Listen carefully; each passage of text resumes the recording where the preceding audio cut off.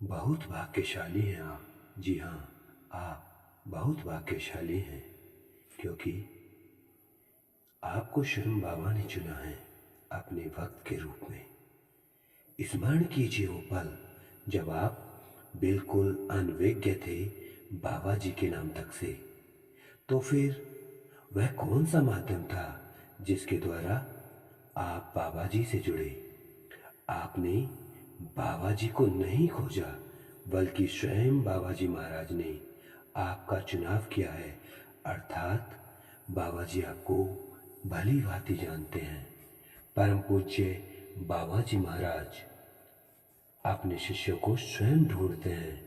बस जिस किसी पर भी बाबा जी की इच्छा शक्ति जागृत हो जाए, चाहे वो व्यक्ति मीलों दूरी बनाकर बैठा हो, बाबा का नाम तक न जानता हो, भले ही बाबा का नाम सुनने पर आश्चर्य से बोले, कौन नीम करौरी बाबा, मैंने तो नाम तक नहीं सुना।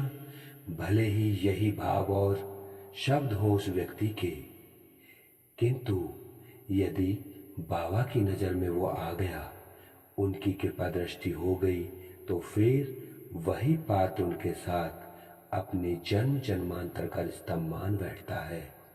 महसूस करने लगता है उनकी उपस्थिति अपने आसपास हर पल हर समय। निश्चिंत हो जाता है अपने हर कार्य के लिए। बस यही बेफिक्री आ जाती है उसके मन में कि मुझे काहे का डर, बाबा जी बैठे हैं ना, सब हो जाएगा। भाग्यशाली है वो बाबा जिनका चुनाव अपने शिष्यों के रूप में करते हैं, बल्कि बहुत भाग्यशाली हैं। आज देश विदेश से लोग बाबा के साथ जुड़ रहे हैं। क्यों?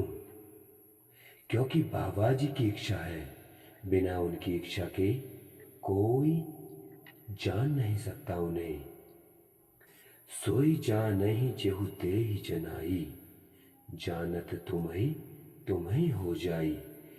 तुम्हारी कृपा तुम ही रघुनंदन, जानहि भगत भगत उर चंदन। अर्थात वही आपको जानता है जिन्हें आप जना देते हैं, और जानते ही वह आपका ही स्वरूप बन जाता है। हे रघुनंदन, हे भक्तों के हृदय को शीतल करने वाले चंदन, आपकी ही कृपा से भक्त आपको जान पाते हैं। आप स्वयं अपना अनुभव स्मरण करके देखिए। क्या आप बाबा जी को जानते थे?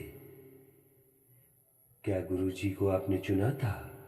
बल्कि नहीं, स्वयं गुरु जी ने किसी न किसी रूप में अपने आप को आपसे परिचित कराया था, आपसे जोड़ा था। अर्थात बाबा जी आपको भली भांति पहले से ही जानते थे, और बाबा जी की कृपा दृष्टि आप पर पहले से ही थी। तो बाबा जी हमेशा कहते थे कि हम शिष्य नहीं भक्त बनाते हैं, और भक्त का कल्याण हमेशा प्रभु करते हैं। जय प्रभु।